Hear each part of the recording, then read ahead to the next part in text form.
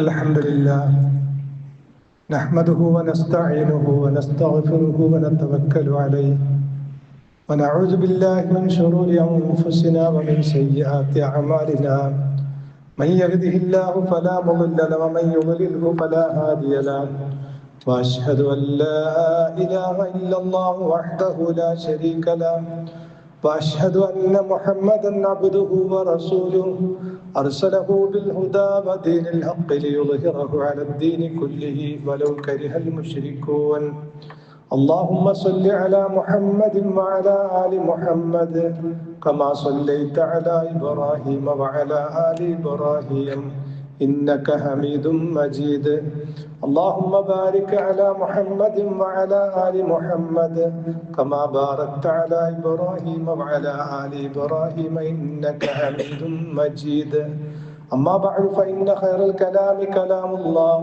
وخير الهدي هدي محمد صلى الله عليه وسلم وشر الأمور محدثاتها وكل محدثة بدعة وكل بدعة ضلالة وكل ضلالة في النار أيها الناس أوصيكم وإياي أولا بتقوى الله رب اشرح لي صدري ويسر لي أمري واحلل عقدة من لساني يفقهوا قولي إن نريد إلا الإصلاح ما استطعت وما توفيقي إلا بالله عليه توكلت وإليه أنيب أعوذ بالله من الشيطان الرجيم يا أيها الذين آمنوا اتقوا الله حق تقاته ولا تموتن إلا وأنتم مسلمون بسم الله الرحمن الرحيم ما أصاب من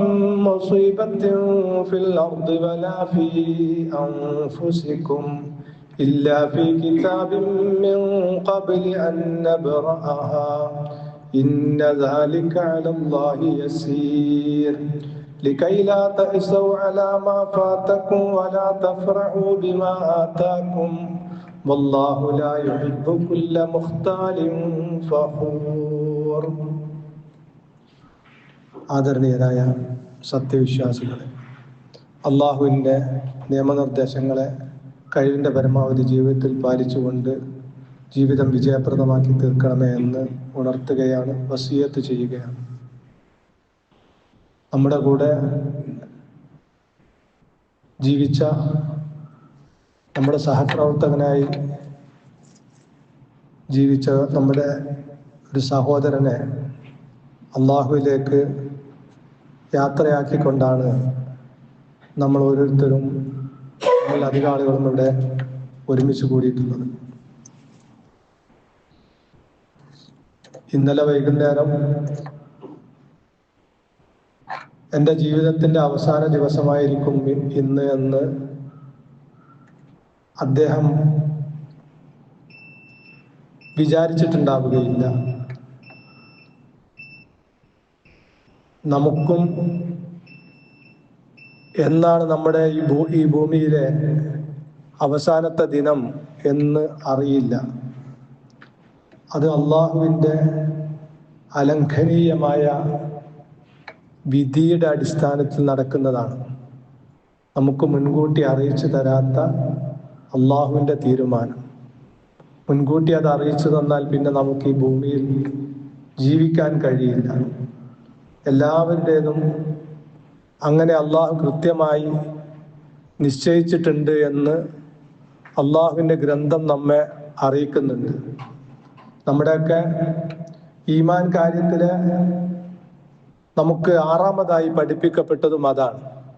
എല്ലാ നമുക്ക് ഗുണകരമായി തോന്നുന്നതും ദോഷമായി തോന്നുന്നതും ഒക്കെ ആയിട്ടുള്ള കാര്യങ്ങൾ എല്ലാം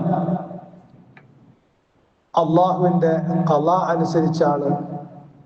നന്മയും തിന്മയും ഒക്കെ അള്ളാഹുവിൻ്റെ തീരുമാനങ്ങൾക്കനുസരിച്ചാണ്.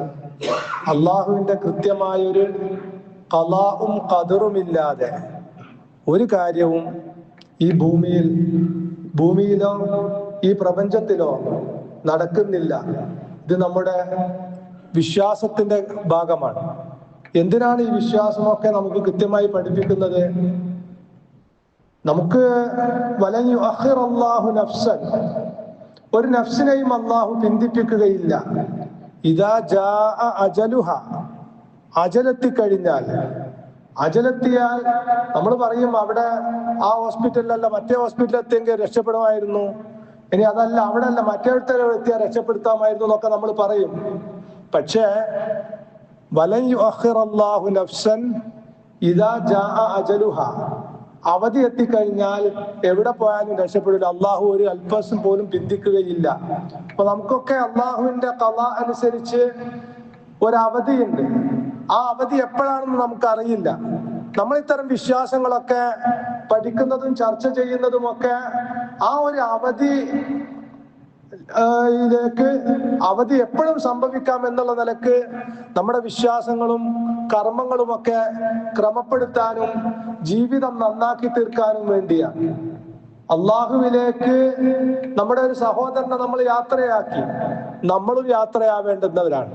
ദിവസം മാത്രം മാറും, ദിവസവും സമയവും ഒരു പക്ഷെ അങ്ങോട്ടും ഇങ്ങോട്ടൊക്കെ മാറും. എല്ലാവരും അള്ളാഹുവിലേക്ക് തിരിച്ചു പോകേണ്ടുന്നവരാണ്. ആ ഒരു വിധി വിശ്വാസം നമ്മൾ ഓരോരുത്തരും ഉണ്ടായിരിക്കണം.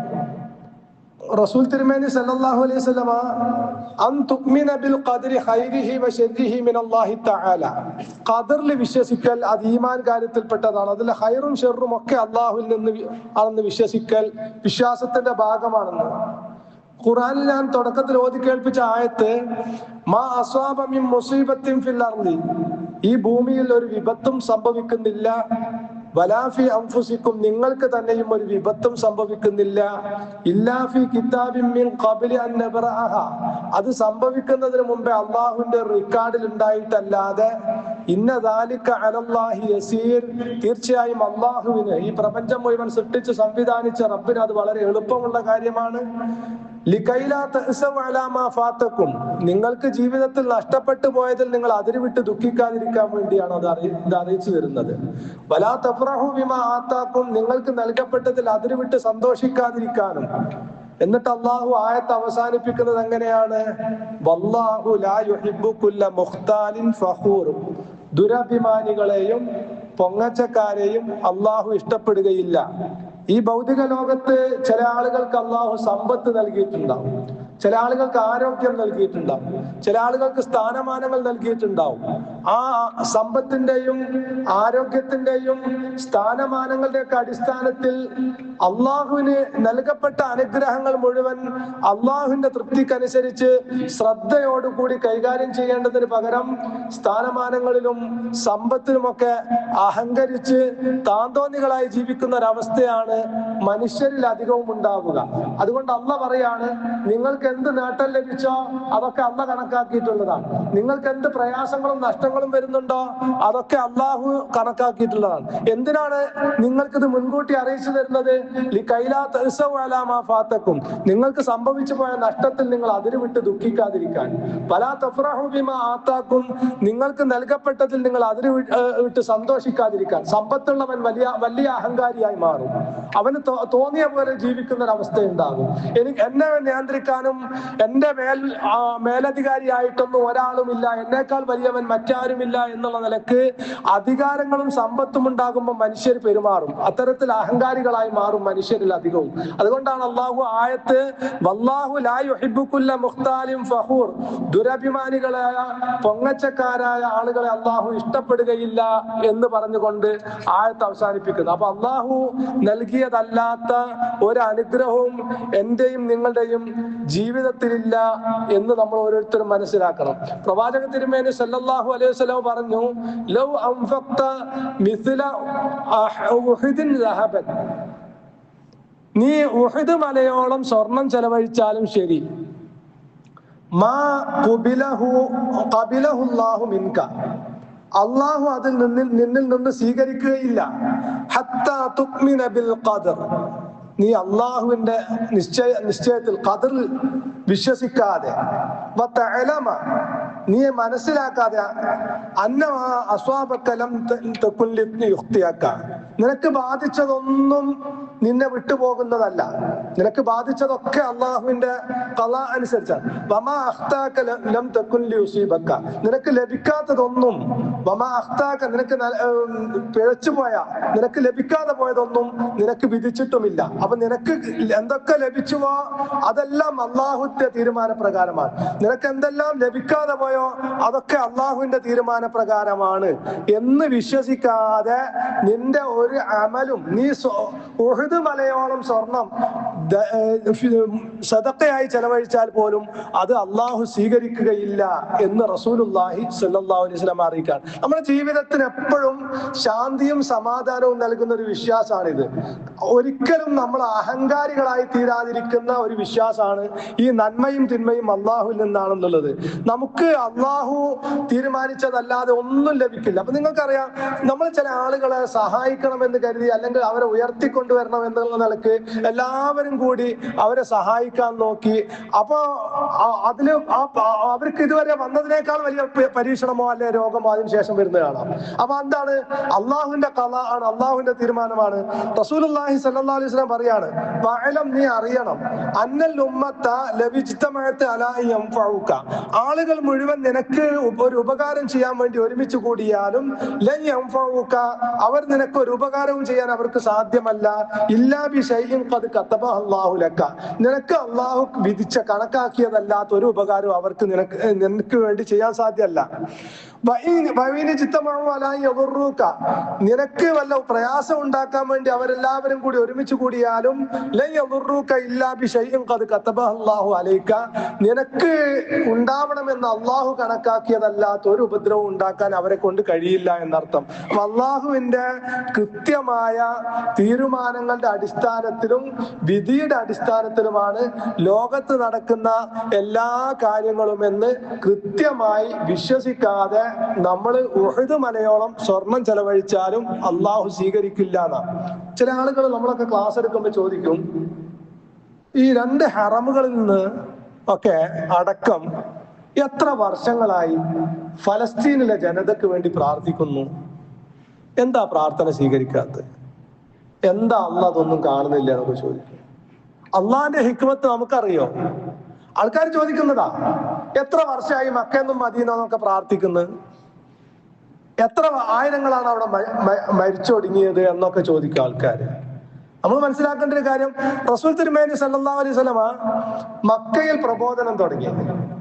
എന്നിട്ട് ഏതാണ്ട് ഒരു 20 കൊല്ലം കഴിഞ്ഞ് മക്ക വിജയിച്ചടക്കി. 23 കൊല്ലക്കാലം കഴിയുമ്പോൾ ലോകത്തോട് റസൂൽ വിട പറയുന്ന സമയത്താണ് മക്ക മദീന ഏരിയ മുഴുവൻ ഇസ്ലാം വ്യാപിക്കുന്നത്. മക്ക ഫത്ഹ് ഉണ്ടാകുന്നത് ഹിജറ 8-ാം വർഷമാണ്. അപ്പോൾ റസൂലുള്ളാഹി സ്വല്ലല്ലാഹു അലൈഹി വസല്ലമ മക്ക വിജയം വരെ ഒരുപാട് പരീക്ഷണങ്ങൾ നേരിട്ടു. മക്കയിൽ പ്രബോധനം തുടങ്ങിയ ആ 1-ാം തീയതി തന്നെ റസൂലുള്ള പ്രാർത്ഥന തുടങ്ങിയിട്ടുണ്ട്, പഠിച്ചോനെ ഈ പ്രദേശം മുഴുവൻ ഇസ്ലാമിന്റെ കീഴിലാക്കണേ, ആളുകളെ മുഴുവൻ വിശ്വാസികളാക്കി തീർക്കണേ, ഇസ്ലാമിന് ശക്തി പകരണേ എന്ന്. എന്നിട്ട് റസൂലുള്ള അവിടുന്ന് നാട് വിട്ട് പോകേണ്ടി വന്നു, ഗതിയില്ലാതെ, അവിടെ ജീവിക്കാൻ കഴിയാതെ. എന്നിട്ട് മദീനയിൽ പോകേണ്ടി വന്നു. കുറെ കാലം അവിടുന്ന് പ്രാർത്ഥിച്ചു, ഒരുപാട് പ്രവർത്തിച്ചു. അപ്പൊ 23 കൊല്ലക്കാലം കൊണ്ടാണ് മക്കയും മദീനയും മുഴുവൻ. അപ്പൊ എത്ര കൊല്ലം റസൂലുള്ള പ്രാർത്ഥിച്ചിട്ടുണ്ടാകും? അതുപോലെ തന്നെ നിങ്ങൾ നോക്കൂ, സൂറത്ത് യൂസുഫ് നമ്മളൊക്കെ ഓതിയതാണ്. സൂറത്ത് യൂസുഫ് നബി അലൈഹി സ്വലാമിന്റെ കഥ അറിയാത്തവരാരില്ല നമ്മളെ കൂട്ടത്തില്. യൂസുഫ് നബി അലൈഹി സ്വലാമിന്റെ പിതാവ് യാക്കൂബ് നബി അലൈഹി സ്വലാം 2 മക്കളെ നഷ്ടപ്പെട്ടിട്ട് കണ്ണീരൊലിപ്പിച്ച് പ്രാർത്ഥിച്ച് അവസാനം കണ്ണിന്റെ കാഴ്ച വരെ നഷ്ടപ്പെട്ടു. എന്നിട്ട് കുറെ വർഷങ്ങൾ കഴിയുമ്പോൾ അള്ളാഹുവിന്റെ ഖളാ അനുസരിച്ച് ആ മകനെ തിരിച്ചു കിട്ടുകയും മകൻ ഒരു ഉന്നതമായ സ്ഥാനത്തെത്തുകയും ചെയ്യുന്നതായിട്ടാണ് നമ്മൾ കാണുന്നത്. അതൊക്കെ ആ കഥയുടെ പൂർണ്ണ രൂപം അറിയാവുന്നതുകൊണ്ട് നമുക്കത് ആശ്ചര്യമായി തോന്നില്ല. അത് നമ്മുടെ ജീവിതമായിട്ട് തട്ടിച്ചു നോക്കുക, അപ്പോഴാ അറിയാം. യൂസുഫ് നബി അലൈഹി സ്വലാമിന് ആ കിണറ്റിൽ എടുത്ത് എറിയപ്പെടുമ്പോ യൂസുഫ് നബി അലൈഹി സ്വലാമിന് അറിയില്ല ഭാവിയിൽ ഞാനൊരു രാജ്യത്തിന്റെ മുഖ്യ അധികാര സ്ഥാനത്തെത്തുമെന്ന്. നമ്മളൊക്കെ ജീവിതത്തിൽ അങ്ങനെ തന്നെയാണ്. നമ്മളൊന്നും ജീവിതത്തിൽ ഓരോ പരീക്ഷണങ്ങളും പ്രയാസങ്ങളും നേരിടുമ്പോ ഇതിന്റെ ഒക്കെ എന്തായിരിക്കും നമുക്കറിയില്ല. യൂസുഫ് നബി അലൈഹി സ്വലാമിന്റെ കഥ നമുക്ക് അത് മുഴുവനായിട്ട് അറിയാവുന്നതുകൊണ്ട് നമുക്കത് വലിയ വിഷമായിട്ട് തോന്നുന്നില്ല. കിണറ്റിലെറിയപ്പെടുമ്പോ, ആരോരുമില്ലാതെ മറ്റൊരു നാട്ടിലെത്തിപ്പെടുമ്പോ, ആ നാട്ടിൽ നിന്ന് ചെയ്യാത്ത കുറ്റത്തിന്റെ പേരിൽ ജയിലിൽ അടക്കപ്പെടുമ്പോ അവിടെ ഒന്നും ഞാനൊക്കെ അള്ളാഹ് ഇബാദത്ത് എടുക്കുകയും അള്ളാഹിനോട് ദുആ ചെയ്യുകയും ഒക്കെ ചെയ്തിട്ട് എന്റെ ജീവിതത്തിന്റെ അവസ്ഥ എന്തായി ഇങ്ങനെ ആയി പോകുന്നു യൂസുഫ് നബി അലൈഹി സ്വലാം ചിന്തിക്കുന്നില്ല. ആ പ്രവാചകന്മാർക്കൊക്കെ അറിയാം അള്ളാഹുവിന്റെ കല അനുസരിച്ച് കൃത്യമായ കാര്യങ്ങൾ നടക്കും. ഫലസ്തീനിലെ ജനത നാളെ പരലോകത്തെത്തുമ്പോ നമ്മളെക്കാളൊക്കെ മുമ്പില് ഈ റസൂലുള്ളാഹി സ്വല്ലല്ലാഹു അലൈഹി വസല്ലം പറഞ്ഞില്ലേ, ഉന്നതമായ ആകാശത്തിൽ വെട്ടിത്തിളങ്ങുന്ന നക്ഷത്രങ്ങളിലേക്ക് നോക്കുന്നത് പോലെ നമ്മളിങ്ങനെ മേപ്പോട്ട് നോക്കുന്നുണ്ടാവും അവരൊക്കെ ഉന്നതമായ ശുഹദാക്കളുടെ സ്ഥാനത്ത് എത്തുമ്പോ. അപ്പൊ നമുക്കാർക്കും ബേജാറ് വേണ്ട ഒരു കാര്യത്തിലും. അള്ളാഹു അവന്റെ കല അനുസരിച്ച് ഇത് യാതൊരു സംശയവുമില്ല, അന്തിമ വിജയം വിശ്വാസികൾക്കായിരിക്കും. ഓരോ കല്ലും മരവും വിളിച്ചു പറയും, ഇത് ഈ അക്രമിയായ ജൂതനിത എന്റെ പിന്നിൽ, അവനെ കൊല്ലൂ എന്ന് ഓരോ കല്ലും മരവും വിളിച്ചു പറയുന്ന അവസ്ഥയിലേക്ക് വരെ അവരുടെ ക്രൂരത എത്തും. അന്തിമ വിജയം വിശ്വാസികളായിരിക്കും. ഞാൻ പറഞ്ഞു വന്ന വിഷയം അതല്ല. നമുക്കൊക്കെ സംശയമാണ്, അള്ളാഹു ഇതൊന്നും കാണുന്നില്ലേ, അള്ളതൊന്നും അറിയുന്നില്ല എന്ന് തോന്നുകയാണ്.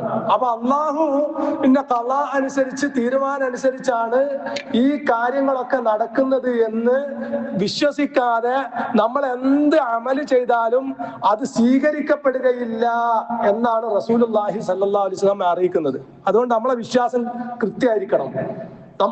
നമ്മുടെ അവധിയുടെ കാര്യത്തിലും ഈ പ്രപഞ്ചത്തിന്റെ ഓരോ കാര്യങ്ങളിലും അള്ളാഹുവിന്റെ കൃത്യമായ ഒരു തീരുമാനമുണ്ട് എന്ന് നമ്മൾ മനസ്സിലാക്കുകയും അതിനനുസരിച്ച് അള്ളാഹുവിന് കീഴൊതുങ്ങുകയും നന്മ വരുമ്പോൾ അള്ളാഹുവിനെ സ്തുതിക്കുകയും അതിരുവിട്ട് സന്തോഷിക്കാതിരിക്കുകയും ദുരഭിമാനവും അഹങ്കാരവും പൊങ്ങച്ചവും കാണിക്കാതിരിക്കുകയും പ്രയാസവും പരീക്ഷണങ്ങളും വരുമ്പോ അള്ളാഹു ആണ് എല്ലാം തരുന്നവൻ, അത് നീക്കിത്തരേണ്ടതും അവൻ തന്നെയാണ് എന്നുള്ള നിലക്ക് അള്ളാഹുവിലേക്ക് കൂടുതൽ മാനസികമായി പ്രാർത്ഥനയിലൂടെ അടുക്കുകയും ചെയ്യുക. ഇതാണ് ഒരു വിശ്വാസി.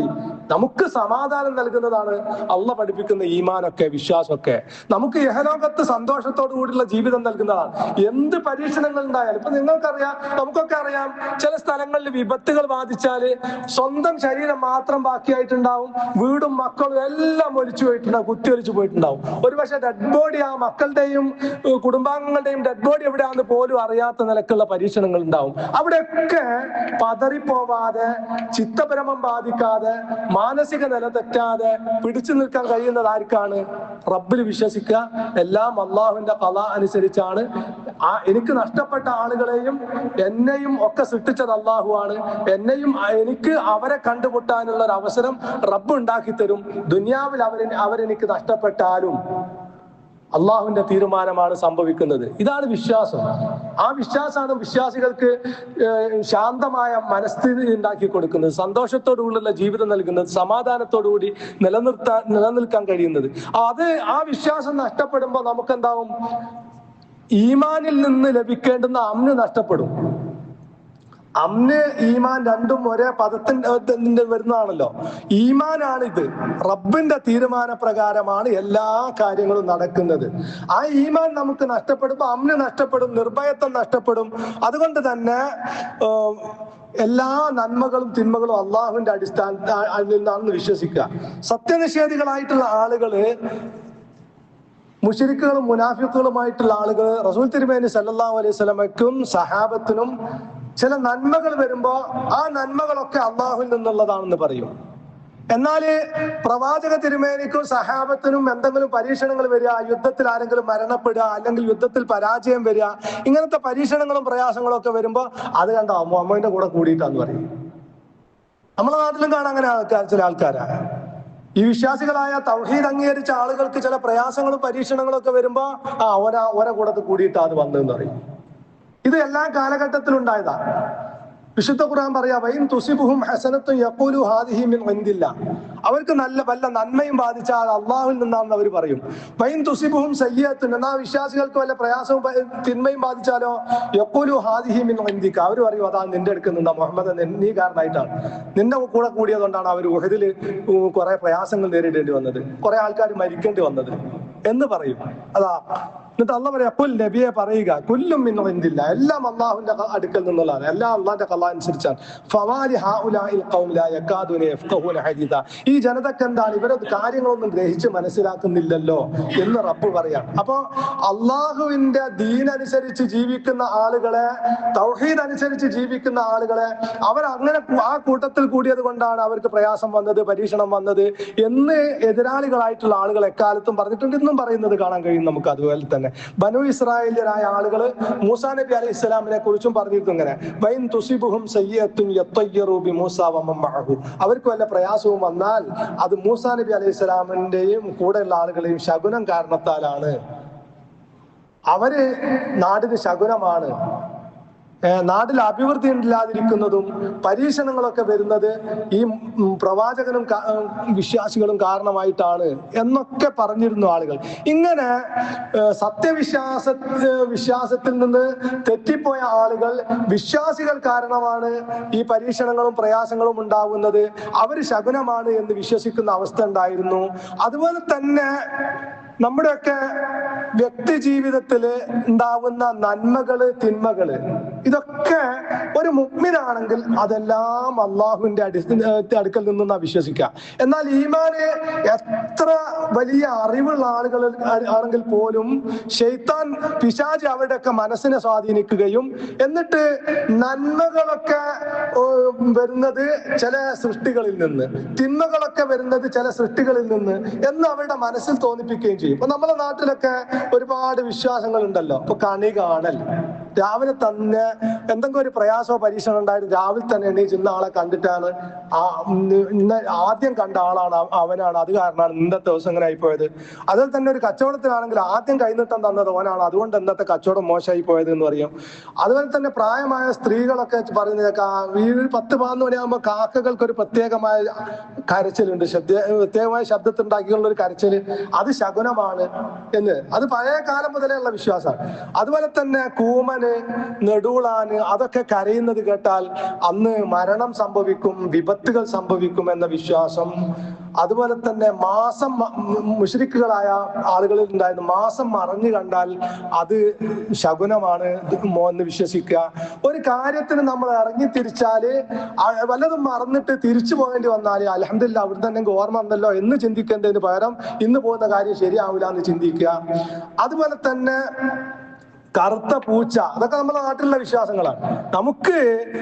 നമ്മുടെ ഒരു നന്മ തടയുന്നത് ഒരു പൂച്ചയുടെ രോമത്തിന്റെ നിറാണെന്ന് വിശ്വസിക്കുക. എത്ര ദുർബലമായ വിശ്വാസമാണ് നിങ്ങൾ ആലോചിച്ച് നോക്കിയത്. നമ്മൾ ഈമാനൊക്കെ എവിടെ? നമ്മളൊക്കെ മദ്രസയിൽ നിന്ന് വളരെ ഗൗരവത്തിൽ എല്ലാ നന്മയും തിന്മയും അള്ളാഹുവിൽ നിന്നാണെന്ന് പറഞ്ഞു പഠിച്ച് വിശ്വസിക്കുകയും എന്നിട്ട് ഒരു പൂച്ചയുടെ രോമത്തിന്റെ കളറിനെ ഭയപ്പെടുക. വെളുത്ത പൂച്ച പ്രശ്നമില്ല, കറുത്ത പൂച്ച വില കൂടിയ കാര്യം ശരിയാവില്ല നമ്മളെ വിശ്വാസം. അപ്പോൾ നമ്മൾ ഈമാനോട് പോയി അള്ളാഹുവാണ് എല്ലാ നന്മയും തിന്മയും തരുന്നത് എന്ന വിശ്വാസം എവിടെ പോയി? അപ്പൊ ഇതുപോലെ തന്നെ കറുത്ത പട്ടി, അതുപോലെ തന്നെ ചൊവ്വാഴ്ച അള്ളാഹുവിന്റെ റസൂല് പഠിപ്പിച്ചിട്ടില്ല. എല്ലാ ദിവസവും അനുഗ്രഹമാണ്. എല്ലാ നമ്മള് എന്ത് കാര്യത്തിന് ഇറങ്ങിത്തിരിക്കുമ്പോൾ ബിസ്മില്ലാ തവക്കൽതു അലല്ലാഹ് എന്ന് പറഞ്ഞ് ഇറങ്ങിത്തിരിച്ചാൽ എല്ലാ ദിവസവും വിശ്വാസികൾക്ക് ഒരു ദിവസവും മോശമല്ല. നമ്മുടെ സമയവും നമ്മുടെ സൗകര്യവും ആളുകളുടെ ഒക്കെ സൗകര്യവും അനുസരിച്ചുകൊണ്ട് എല്ലാ കാര്യങ്ങളും നമുക്ക് മുന്നോട്ട് കൊണ്ടുപോകാം. അള്ളാഹുവിൽ തവക്കൽ ചെയ്യാം. അതിൽ ചൊവ്വാഴ്ച മോശമാണ്, ആഴ്ചയിലെ മോശപ്പെട്ട ദിവസമാണ് ചൊവ്വാഴ്ച എന്നൊരു വിശ്വാസം അള്ളാഹുവിന്റെ റസൂല് പഠിപ്പിച്ചിട്ടില്ല. അതുപോലെ തന്നെ ഈ മുഹറം മാസത്തിനും സഫർ മാസത്തിനും ഒക്കെ ചില പ്രത്യേക ദിവസങ്ങളിൽ അന്ന് കാര്യങ്ങൾ ചെയ്യാൻ പാടില്ല എന്ന് വിശ്വസിക്കുക. അതുപോലെ ചില അക്കങ്ങളെ ഭയപ്പെടുക. ചില അക്കങ്ങൾ ഇപ്പോ ഈ മറ്റേ ഫ്ലാറ്റുകളിലൊക്കെ 13-ാം നമ്പർ റൂം എവിടെയും കാണൂല. 12 കഴിഞ്ഞാൽ പിന്നെ 14 കാണുള്ളൂ, 13 ഉണ്ടാവില്ല. പേടിയാണ് ആൾക്കാർക്ക്. 13 എന്നൊരു നമ്പർ ഉണ്ടായിട്ട് അതിനുള്ളിൽ താമസിച്ചാൽ വിപത്ത് വരുമെന്ന് പേടിക്കുക ആൾക്കാര്. അതുപോലെ പിന്നെ ചില ദിവസങ്ങളെ തീയതികളൊക്കെ ഭയപ്പെടുന്ന ഒരവസ്ഥ. എന്നിട്ട് നമ്മളൊക്കെ ഈ വീട് കൂടുക, അതുപോലെ തന്നെ കല്യാണം, ഇതൊക്കെ നിശ്ചയിക്കാൻ വേണ്ടി എല്ലാ നന്മയും തിന്മയും എന്റെ തീരുമാനപ്രകാരമാണ് എന്ന് വിശ്വസിച്ച നമ്മള് ആ ദിവസം കൂടാൻ പറ്റുമോ, ഈ ദിവസം കുടിയിരിക്കാൻ പറ്റുമോ, ഈ ദിവസം കല്യാണം നടത്താൻ പറ്റുമോ എന്ന് ഇങ്ങനെ ആലോചിച്ച് എന്നിട്ട് അതിന്റെ സമയം കാര്യങ്ങളൊക്കെ തീരുമാനിക്കുക. ഇപ്പൊ നോക്കൂ നിങ്ങള്, ഈ വലിയ ശാസ്ത്രകാരന്മാരായിട്ടുള്ള ആളുകള് അവരവരുടെ ബുദ്ധിയും കഴിവും ഉപയോഗിച്ചാണ് ഈ ഉപകരണങ്ങളും പിന്നെ റോക്കറ്റുകളും കാര്യങ്ങളൊക്കെ കണ്ടെത്തുന്നത്. പിന്നെ എന്നിട്ട് അത് പിന്നെ നിക്ഷേപിക്കാൻ വേണ്ടി അവർ പ്രത്യേക ദിവസവും സമയവും തിരഞ്ഞെടുക്കുക, തീരുമാനിക്കുക. എന്ന് പറഞ്ഞാല് ഏതെങ്കിലും ദിവസങ്ങളാണ്, സമയങ്ങളാണ് നമ്മുടെ ജീവിതത്തിലെ നന്മ കൊണ്ടുവരുന്നത്. ഏതെങ്കിലും ചെറിയ ചെറിയ ജീവികളാണ് നമ്മുടെ നന്മ നഷ്ടപ്പെടുത്തുന്നത്, അല്ലെങ്കിൽ നമുക്ക് പ്രയാസം ഉണ്ടാക്കുന്നത്. ഇതൊക്കെ നമ്മളെ ഈമാൻ തെറ്റിപ്പോകുന്ന ഒരവസ്ഥയാണ്. ഞാൻ പറഞ്ഞ രൂപത്തിൽ കറുത്ത പൂച്ച നമ്മുടെ നന്മ നഷ്ടപ്പെടുത്തുമെന്ന് ചിന്തിക്കുക. അതുപോലെ തന്നെ നമ്മളെ ജീവിതത്തിൽ വല്ല അനുഗ്രഹവും ഐശ്വര്യവും ഉണ്ടാകുമ്പോൾ അത് വീട്ടിനുള്ളിൽ വളർന്നു വരുന്ന മണി പ്ലാന്റ് സമൃദ്ധമായി വളർന്നത് കൊണ്ടാണ് സാമ്പത്തികമായ ഐശ്വര്യം ഉണ്ടാകുന്നത് ചിന്തിക്കുക. വീടിന് മുമ്പിൽ വളരെ സമൃദ്ധമായി വളരുന്ന ആൽമരമോ അല്ലെങ്കിൽ വീടിന് മുമ്പിൽ സമൃദ്ധമായി വളരുന്ന തുളസി ചെടിയോ എന്റെ വീടിന് ഐശ്വര്യം ഉണ്ടാക്കുന്നത് ചിന്തിക്കുക. അപ്പം ഈ പ്രപഞ്ചത്തെയും എന്നെയും നിങ്ങളൊക്കെ സൃഷ്ടിച്ച സർവശക്തനായ റബ്ബിന്റെ തീരുമാനപ്രകാരമാണ് എനിക്ക് നന്മയുണ്ടാവുന്നത്, എനിക്ക് തിന്മയുണ്ടാവുന്നത് എന്ന് ചിന്തിക്കേണ്ടതിന് പകരം ഏതെങ്കിലും നിസ്സാരമായ തുളസി ചെടി, അല്ലെങ്കിൽ മണി പ്ലാന്റ്, അല്ലെങ്കിൽ വീട്ടിലേക്ക് കല്യാണം കഴിച്ചുകൊണ്ട് വന്ന കുട്ടിയാണ് ഈ വീടിന് ദോഷം ഉണ്ടാക്കുന്നത് ചിന്തിക്കുക. അല്ലെങ്കിൽ പൂച്ച, ഏതെങ്കിലും ഒരു പൂച്ചയുടെ രോമമാണ് എനിക്ക് ദോഷം ഉണ്ടാക്കുന്നത്.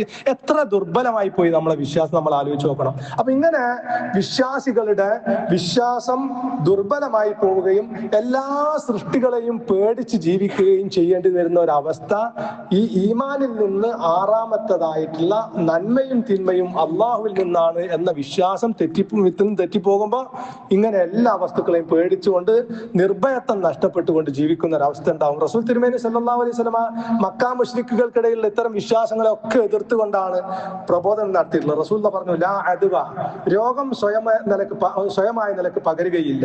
പല അള്ളാഹുവിന്റെ തീരുമാനപ്രകാരമാണ് രോഗപകർച്ച ഉണ്ടാവുന്നത്. പല തീറത്ത, ഒരു ശകുനം നോക്കലില്ല. പല സഫർ മാസത്തെ ശകുനമായ അവർ കണ്ടിരുന്നു, അങ്ങനെ ഒരു ശകുനമില്ല. പല ഹാമത്തെ കുറ്റിച്ചൂളാൻ അല്ലെങ്കിൽ നെടുവിളാൻ എന്നൊക്കെ പറയുന്ന കൂമൻ എന്നൊക്കെ വേണമെങ്കിൽ പറയാം. അത്തരത്തിലുള്ള ജീവികൾ ഒരു ശകുനവുമില്ല. അപ്പൊ ഇത്തരം കാര്യങ്ങളൊന്നും വിശ്വാസികൾക്ക് വിശ്വാസം ഉണ്ടാവാൻ പാടില്ല. അള്ളാഹുവാണ് എല്ലാ നന്മയും തിന്മയും തീരുമാനിക്കുന്നത് എന്ന വിശ്വാസത്തിന്റെ അടിസ്ഥാനത്തിൽ ജീവിതം മുന്നോട്ട് കൊണ്ടുപോകണമെന്ന് റസൂലുള്ളാഹി സ്വല്ലല്ലാഹു അലൈഹി വസല്ലം പഠിപ്പിക്കുകയാണ്. അപ്പൊ അതിന്റെ അടിസ്ഥാനത്തിൽ ജീവിതം ക്രമപ്പെടുത്തുക, വിശ്വാസം നന്നാക്കി തീർക്കുക. അള്ളാഹു എന്നെ നിങ്ങളെയും അനുഗ്രഹിക്കുമാറാവട്ടെ.